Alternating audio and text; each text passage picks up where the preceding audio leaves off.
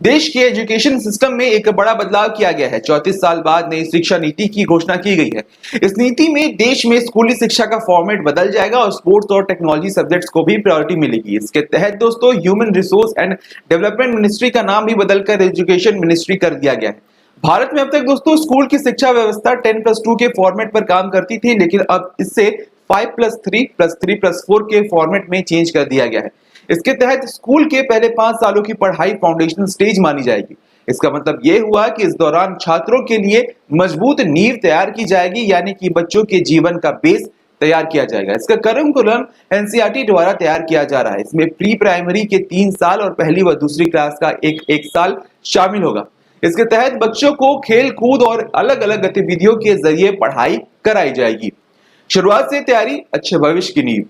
इसके अगले 3 साल यानी कि तीसरी कक्षा से 5वीं कक्षा की पढ़ाई के दौरान छात्रों को भविष्य के लिए तैयार किया जाएगा। इसके तहत छात्रों का परिचय विज्ञान, गणित, कला, सामाजिक विज्ञान और ह्यूमैनिटीज जैसे विषयों से कराया जाएगा। इसके अगले 3 साल मिडिल स्टेज माने जाएंगे। इसमें कक्षा 6 से 8 तक के छात्र शामिल होंगे। इसमें छात्रों को तय पाठ्यक्रम के मुताबिक पढ़ाया जाएगा। इसके बाद 9वीं से 12वीं कक्षा तक की पढ़ाई आखिरी स्टेज वाली होगी। इसमें छात्रों में विषय के प्रति गहरी समझ पैदा की जाएगी, उनके विश्लेषण क्षमता को बढ़ाया जाएगा, साथ ही उन्हें जीवन में बड़े लक्ष्य निर्धारित करने के लिए प्रेरित किया जाएगा। स्कूलों में अब नहीं होगा स्ट्रीम सिस्टम। सबसे महत्वपूर्ण बात यह है दोस्तों कि अब स्कूलों में पहले जैसा स्ट्रीम सिस्टम नहीं होगा। अगर आर्ट्स का कोई छात्र फिजिक्स की पढ़ाई करना चाहता है तो वो ऐसा कर पाएगा। अगर अकाउंट्स का कोई छात्र इतिहास की पढ़ाई करना चाहता है तो वो भी ऐसा कर पाएगा। संभव है कि इसके लिए अलग अलग विषयों का एक पूल बनाया जाएगा और स्टूडेंट्स को उस पूल में से ही अपनी पसंद के विषयों का चुनाव करना पड़ेगा। 5वीं कक्षा तक पढ़ाई मातृभाषा में होगी। दूसरी महत्वपूर्ण बात यह है दोस्तों कि 5वीं कक्षा तक की पढ़ाई अब मातृभाषा, स्थानीय हिंदी और राष्ट्रीय भाषा में ही होगी, यानी अंग्रेजी में पढ़ाई की अनिवार्यता यहीं समाप्त हो जाएगी। उदाहरण के लिए अगर आप 5वीं कक्षा तक अपने बच्चों को मराठी, संस्कृत या गुजराती भाषा में पढ़ाना चाहते हैं तो आप ऐसा कर सकते हैं। अंग्रेजी अब सिर्फ एक सब्जेक्ट के तौर पर पढ़ाई जाएगी। इसके साथ ही स्कूलों का जबरन अंग्रेजीकरण का जो दौर था वो अब समाप्त हो जाएगा।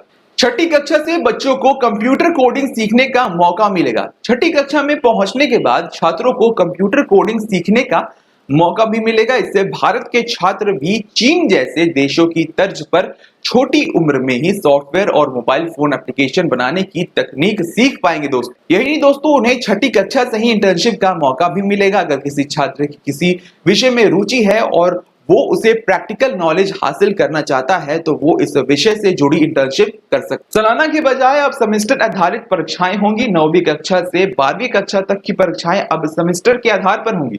वर्ष में 2 सेमेस्टर होंगे और हर 6 महीने पर एक परीक्षा होगी और दोनों सेमेस्टर के अंकों को जोड़कर आपकी फाइनल मार्कशीट तैयार की जाएगी।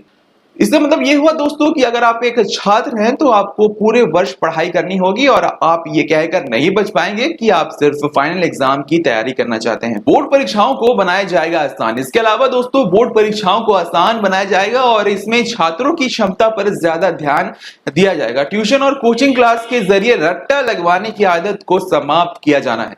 दोस्तों, बोर्ड परीक्षा देने वाले छात्रों को अब उनकी पसंद की भाषा में परीक्षा देने की छूट होगी। उदाहरण के लिए अगर आप चाहें तो हिंदी या अंग्रेजी में इन दोनों में से किसी एक भाषा में परीक्षा दे सकते हैं। रिपोर्ट कार्ड में शिक्षणोत्तर गतिविधियों के अंग भी जुड़ेंगे। छात्रों के रिपोर्ट कार्ड को पहले की तरह तैयार नहीं किया जाएगा। किसी छात्र को फाइनल मार्क्स देते समय उसके व्यवहार, एक्स्ट्रा करिकुलर एक्टिविटीज में उसके प्रदर्शन और उसकी मानसिक क्षमताओं का भी अध्ययन रखा जाएगा। इसके अलावा रिपोर्ट कार्ड को 360 डिग्री असेसमेंट के आधार पर तैयार किया जाएगा। इसमें छात्र खुद को अंक देंगे, विषय पढ़ाने वाले शिक्षक भी छात्र को अंक देंगे और छात्रों के सहपाठी भी उनका आंकलन करेंगे। कॉमन एप्टीट्यूड टेस्ट से भी मिलेगा कॉलेज में दाखिला। कॉलेज की पढ़ाई करने वाले छात्रों के लिए इस नई शिक्षा नीति में बहुत सारे बदलाव किए गए हैं। अब कॉलेज के एडमिशन के लिए छात्र कॉमन एप्टीट्यूड टेस्ट दे पाएंगे। इसका अर्थ यह है कि अगर 12वीं कक्षा में बोर्ड एग्जाम्स में आपके नंबर इतने नहीं आए हैं कि आपको कट ऑफ के आधार पर सीधे किसी कॉलेज में एडमिशन मिल पाए तो आपका कॉमन एप्टीट्यूड टेस्ट होगा जिसे आप दे सकते हैं और इस टेस्ट में आपके प्रदर्शन को आपके 12वीं कक्षा के नतीजों के साथ जोड़ दिया जाएगा। उसके आधार पर आपको एडमिशन मिल पाएगा। बीच में पढ़ाई छोड़ने पर भी मिलेगा सर्टिफिकेट। ग्रेजुएशन की पढ़ाई को 3 और 4 वर्षों के कोर्स ड्यूरेशन में बांटा जाएगा। पहले अगर आप कॉलेज की पढ़ाई बीच में ही छोड़ देते थे तो आपको ग्रेजुएशन की डिग्री नहीं मिलती थी, लेकिन नई शिक्षा नीति लागू होने के बाद अगर आप 1 साल के बाद कॉलेज छोड़ देते हैं तो आपको सर्टिफिकेट दिया जाएगा। इसी की तरह दोस्तों, अगर आप 2 साल की पढ़ाई करके कॉलेज छोड़ देते हैं तो आपको डिप्लोमा दिया जाएगा, और अगर आप 3 साल की पढ़ाई पूरी करते हैं तो आपको बैचलर्स डिग्री दी जाएगी। अगर आप 4 सालों का कोर्स करके बैचलर डिग्री लेना चाहते हैं तो आपको रिसर्च सर्टिफिकेट के साथ ये डिग्री मिलेगी। इसमें उन छात्रों का फायदा होगा जो कॉलेज के दौरान किसी दूसरे प्रोजेक्ट पर भी काम करते रहते हैं। 4 साल के इस कोर्स में स्कूल के छात्रों की तरह कॉलेज के छात्र भी अलग अलग विषयों की पढ़ाई एक साथ कर पाएंगे। इस व्यवस्था को मल्टी एंट्री और मल्टी एग्जिट वाली व्यवस्था कहा गया है, यानी छात्र जब किसी विषय की पढ़ाई करना चाहेंगे तो वो ऐसा कर सकेंगे, और जब वो ये पढ़ाई छोड़ना चाहेंगे तो ये काम भी वो आसानी से हो जाएगा या कर पाएंगे। बनाया जाएगा एकेडमिक बैंक ऑफ क्रेडिट। इसके अलावा दोस्तों एक एकेडमिक बैंक ऑफ क्रेडिट बनाया जाएगा। इसके तहत दोस्तों अगर आप एक से ज्यादा कोर्स एक साथ करना चाहते हैं तो आप ऐसा कर पाएंगे। जिस कोर्स को दोस्तों आप जहां तक कंप्लीट करेंगे उसके अंक इस क्रेडिट बैंक में जमा हो जाएंगे। फिर जब आप फाइनल डिग्री के लिए कोई कोर्स करेंगे तो इस क्रेडिट को उसमें जोड़ दिया जाएगा। ये पूरी व्यवस्था पूरी तरह से डिजिटल और ऑनलाइन होगी। एक महत्वपूर्ण बात यह भी है कि अब स्कूलों और उच्च शिक्षा संस्थानों में संस्कृत को भी बढ़ावा दिया जाएगा। संस्कृत के विश्वविद्यालयों में अब अलग अलग विषयों की पढ़ाई संस्कृत में कराई जाएगी। स्कूल और कॉलेज में भी संस्कृत की पढ़ाई पर जोर दिया जाएगा। आईआईटी की शिक्षा में भी होगा बदलाव। आईआईटी की शिक्षा व्यवस्था को पहले से ज्यादा समग्र बनाया जाएगा। अब इन उच्च शिक्षा संस्थानों में आर्ट्स और ह्यूमैनिटीज के विषय भी पढ़ाए जाएंगे। इसमें आर्ट्स और ह्यूमैनिटीज के छात्र विज्ञान की जानकारी का इस्तेमाल दूसरे क्षेत्रों में अपनी स्किल्स को बेहतर करने के लिए कर पाएंगे। कुल मिलाकर अब देश की शिक्षा व्यवस्था ऐसी होगी कि छात्र व्यवहारिक ज्ञान हासिल करके देश के लिए बड़े बड़े आविष्कार कर पाएंगे। स्कूल कॉलेज की मनमानी फीस पर लगेगी रोक। संगीत, कला और साहित्य को देश के हर कॉलेज में पढ़ाया जाएगा। स्कूल और कॉलेज की फीस के नए नियम निर्धारित किए जाएंगे। इसके बाद स्कूल और कॉलेज एक निश्चित फीस से ज्यादा नहीं ले पाएंगे।